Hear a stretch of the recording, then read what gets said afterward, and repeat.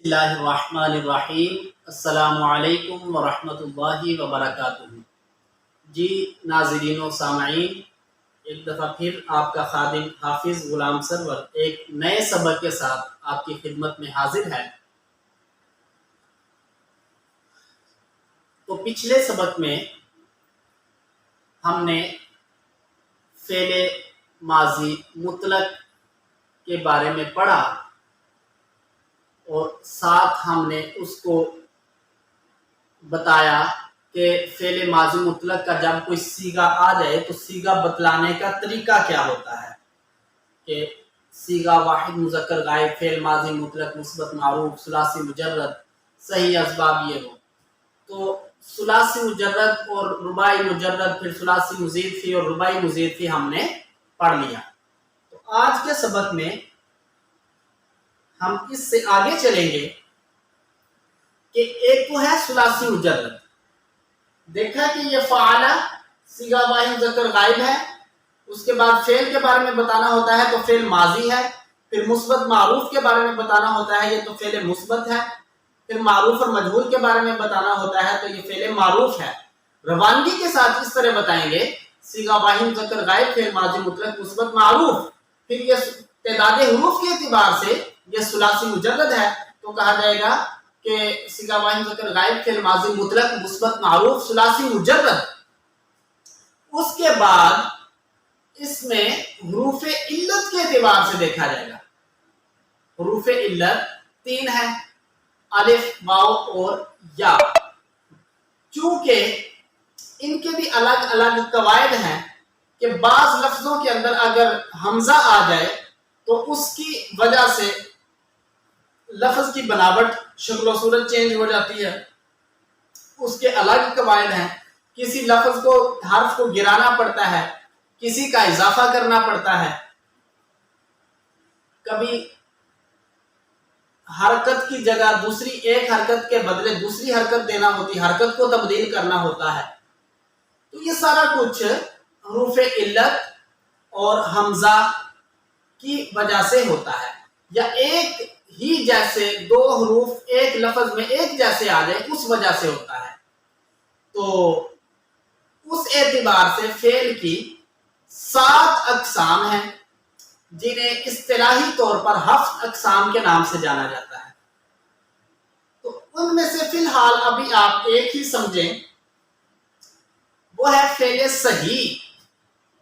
ویسے تو اس کی بہت ساری 7 اس کے اقسام ہیں جو ایک شعر کی صورت میں فارسی میں بیان کی جاتی ہیں کہ صحیح است و مثال است و مضاف، لفیف و ناقص و محموز و اجوف۔ یعنی نمبر 1 صحیح، پھر مثال آتا ہے، پھر اسی طرح مضاف ہے، لفیف ہے، ناقص ہے، محموز ہے، اجوف ہے۔ ان کی تعریفات بعد میں بتائیں گے۔ ابھی آپ صحیح کی تعریف۔ فعل صحیح ایسا فعل ہے کہ جس کے حروف اصلیہ میں نہ کوئی حرف علت ہوتا ہے، نہ کوئی حمزہ۔ اس کے حروف اصلیہ یعنی فاعل، لام، کلمہ کے مقابلے میں جو حرف آئیں گے ان میں نہ حمزہ ہوگا نہ حرف علت۔ یعنی حرف علت میں بتاتا ہوں کیا ہوتا ہے، نہ ہی حرف علت آئے گا اور نہ ہی دو حروف ایک جیسے آئیں گے۔ یعنی با، اگر ایک با ہے یا کوئی تا ہے وہ 2 دفعہ نہیں آئے گا۔ اگر 2 دفعہ آ گیا تو اسے ہم فعل صحیح نہیں کہیں گے۔ فعل صحیح کی تعریف یہ ہے کہ جس میں ایک تو یہ ہے کہ حرف علت نہ ہو، پھر اس میں حمزہ نہ آئے حروف اصلیہ میں، پھر اس کے حروف اصلیہ میں 2 حرف ایک جیسے نہ ہو، یہ اس کے لیے شرط ہے۔ تو اب دیکھیں کہ اس کے جو حروف اصلیہ ہیں فا، عین، لام، ان میں حمزہ بھی نہیں، ان میں حرف علت، حرف علت کہتے ہیں واو، الف، یا کو۔ 3 حروف علت ہیں عربی میں، واو، الف اور یا۔ دیکھیں اس میں کوئی حرف علت بھی نہیں، نہ واو ہے، نہ الف ہے، نہ یا ہے، اور نہ ہی اس میں کوئی 2 حرف ایک جیسے ہیں، فا، عین، لام۔ یعنی عین 2 دفعہ نہیں آیا، لام 2 دفعہ نہیں ہے، فا 2 دفعہ نہیں ہے، ٹھیک ہے نا جی۔ تو یہ مضاف بھی نہیں ہے، اس کے حروف اصلیہ کے مقابلے میں 2 حرف ایک جیسے بھی نہیں ہے، تو اس کو ہم کہیں گے فعل صحیح۔ تو ثلاثی مجرد بتانے کے بعد फेल मतलब हफ्त अक़साम में से जो फेल बने उसके बारे में बताते हैं। तो अभी चूंकि हमारा वास्ता सही अफ़ाल से पड़ेगा, जो अफ़ाल सही हैं जिनके अंदर हरूफ इल्लत इस्तेमाल नहीं होते, तो इसलिए मैंने आपको सिर्फ फेल सही की डेफिनेशन बताई है। तो अब हम इसे कहेंगे सीगा वाहिद मुज़क्कर गायब, फेल माजी मुतलक मुस्बत मारूफ सुलासी मुजर्रद सही। उसके बाद सही कहने के बाद इसके बाब को मुतय्यन किया जाएगा कि आया कि इसका बाब कौन सा है। तो फ़अल यफ़अलु, ये बाब फ़तह यफ़तहु है। ये कैसे पता चलता है कि बाब कौन सा है?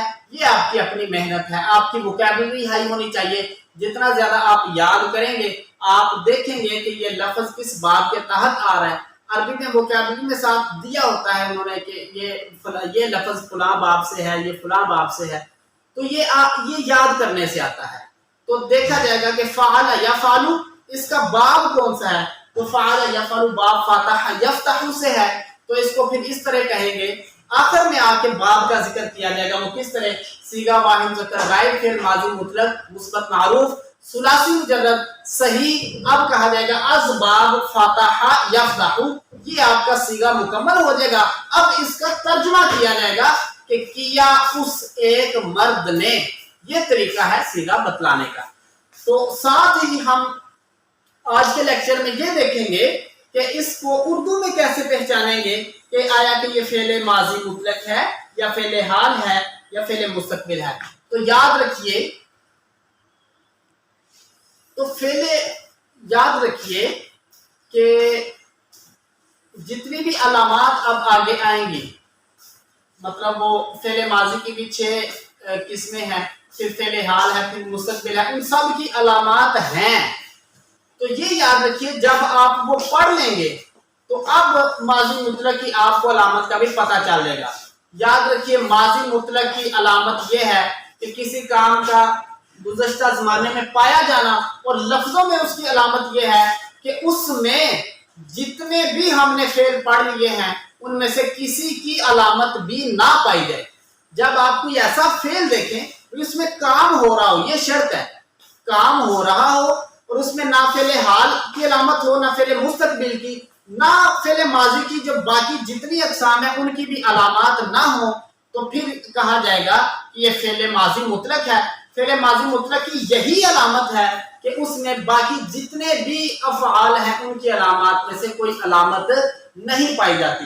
अब फ़अल किया उस एक मर्द ने, ना ही इसमें फेल हाल की अलामत पाई जा रही है कि फेल हाल की अलामत है कि उर्दू जुमले के आखिर में ता है, ती है आता है, तो इसमें नहीं आ रहा। मुस्तकबिल में गागेगी आता है, इसमें नहीं आ रहा। और माजी की जो 6 अक़साम है उसकी अलामात भी मैं आपको बताऊंगा। बाद में है आता है, बाद में था आता है, बाद में ता था आता है, बाद में होगा वगैरह आता है, बाद में मतलब सिर्फ ता ती आता है। तो वो बाकी अलामात भी हैं, तो उनमें से भी कोई अलामत इसमें इसके उर्दू तर्जमे में किया उस एक मर्द में नहीं पाई जा रही। तो जब इस तरह की उर्दू इबारत हमारे सामने आ जाए कि जो तमाम तर अलामात से खाली हो, जिसमें किसी भी फेल की अलामत ना पाई जाए, तो आप आंखें बंद करके उसे कह दें कि ये फेल माजी मुतलक है। तो फेल माजी अगर आप उससे उस उर्दू तर्जमे से अरबी बनाना चाहें तो आपको फेल माजी मुतलक का आपको मैंने बता दिया कि मसदर से फेल माजी मुतलक कैसे बनाते हैं, वो मैंने पिछले लेक्चर में बताया था कि अबवाब के तहत बनाते हैं। अगर आपको इसकी समझ नहीं आई तो वो पिछले आप लेक्चर्स देखिए, उसके लिंक्स जो हैं वो तकरीबन सारे एक दफ़ा हम लेक्चर्स के लिंक्स डिस्क्रिप्शन में डाल देंगे, तो वहां से आप उसको जो है ना वो, अगर आप पहली वीडियो हमारी देखेंगे तो फिर आप तरतीब वाइज अगर चलेंगे तो आपको ज्यादा समझ आएगी। और मैं फिर कह रहा हूँ, अगर वीडियो अच्छी लगे तो लाइक कीजिए और हमारा चैनल सब्सक्राइब कीजिए। आज का सबक यही तक था। अपने दूसरे दोस्त जो अरबी सीखना चाहते हैं उन तक इस वीडियो का लिंक शेयर कीजिए, और साथ ही साथ इस वीडियो में अगर आपको लग रहा है कि इस तरह नहीं, कुछ इस तरह होना चाहिए था, तो हमें कमेंट में जरूर इन्फॉर्म कीजिए। हम कोशिश करेंगे कि इसको बेहतर से बेहतर बनाया जा सके। और साथ ही साथ अगर आप समझते हैं कि इस टॉपिक पे भी बहस होनी चाहिए, यानी ग्रामर से हट कर आप कोई इस्लामी टॉपिक, आपको कोई कंफ्यूजन है, आप ये चाहते हैं कि इस टॉपिक पे बात हो, तो वो भी कमेंट में बताइए। कमेंट में तो हम इंशाअल्लाह ताला उस पे भी वीडियो बनाएंगे। अगले सबक तक के लिए इजाजत दीजिए। والسلام علیکم ورحمۃ اللہ وبرکاتہ.